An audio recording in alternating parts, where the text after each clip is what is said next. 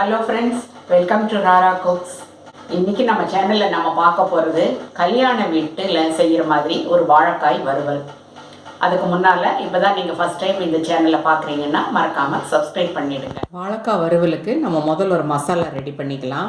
அதுக்காக ஒரு சின்ன துண்டு பட்டை, ஒரு 5-6 கிராம்பு, 1 டீஸ்பூன் கசகசா, 1 டீஸ்பூன் சோம்பு போடுறேன்.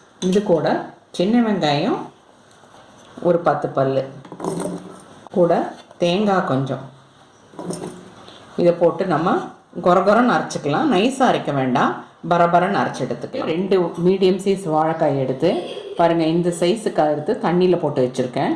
தண்ணியில் போடலைன்னா கருத்துரும், அதனால் அறுத்த உடனே தண்ணியில் போட்டு வச்சிடணும்.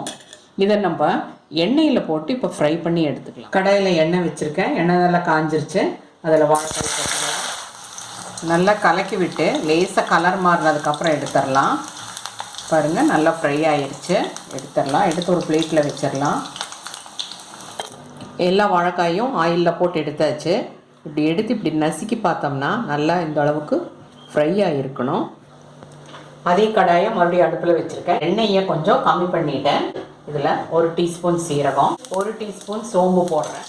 கட் பண்ணி வச்சுருக்கிற பெரிய வெங்காயம் ஒன்று ஆட் பண்ணுறேன். வெங்காயம் நல்லா வதங்கட்டும், கண்ணாடி பதத்துக்கு நல்லா வதங்கி வரட்டும். வெங்காயம் வதங்கிடுச்சு. இதில் கொஞ்சம் கருவேப்பிலை போட்டுடுறேன். இஞ்சி பூண்டு பேஸ்ட் 1 டீஸ்பூன் போடுறேன். இந்த பச்சை வாசம் போகிற வரைக்கும் நல்லா வதங்கட்டும். ஒரு தக்காளி ஒன்று பொடியை கட் பண்ணது இதில் போட்டு ஆட் பண்ணி நல்லா அதையும் ஃப்ரை பண்ணிடலாம். இப்போ நம்ம இந்த அரைச்சி வச்ச மசாலாவையும் சேர்த்து ஃப்ரை பண்ணிக்கலாம். இதில் மஞ்சத்தூள் ஒரு 1/2 டீஸ்பூன், தனியாத்தூள் ஒரு 1/2 டீஸ்பூன், மிளகாத்தூள் 1 டீஸ்பூன். இங்கே மிக்ஸி ஜார் அலசி கொஞ்சமாக தண்ணி விட்டுக்கிறேன். மசாலா எல்லாம் நல்லா ஃப்ரை ஆகட்டும், வெந்து வரட்டும். எண்ணெய் நல்லா பிரிஞ்சு வந்துருச்சு. இந்த ஸ்டேஜில் நம்ம வாழைக்காய் ஆட் பண்ணிடலாம். கூடவே தேவையான அளவு உப்பு மேலே போட்டுடுறேன்.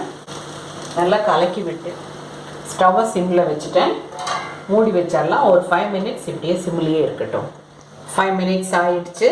ஓப்பன் பண்ணி பார்க்கலாம். ஸ்மெல்லு சும்மா ஜம்முன்னு தூக்குது. நான்வெஜ் டேஸ்ட்டு வரும் இந்த வாழைக்காய் வறுவலை சாப்பிட்டோம்னா. மேலே கொஞ்சம் கொத்தமல்லி தழை தூவிடலாம். கல்யாண வீட்டு வாழைக்காய் வறுவல் இப்போ ரெடியாக இருக்குது. வாழைக்காய் பிடிக்காதுன்னு சொல்கிறவங்க கூட இப்படி செஞ்சு கொடுத்தா நல்லா விரும்பி சாப்பிடுவாங்க. நீங்களும் உங்கள் வீட்டில் ட்ரை பண்ணுங்கள். ருசித்து சாப்பிட்டு பார்த்துட்டு உங்கள் கமெண்ட்ஸ் எங்களுக்கு அனுப்புங்க, ஷேர் பண்ணுங்கள். மறக்காமல் எங்கள் சேனலை சப்ஸ்கிரைப் பண்ணுங்கள். Thank you friends.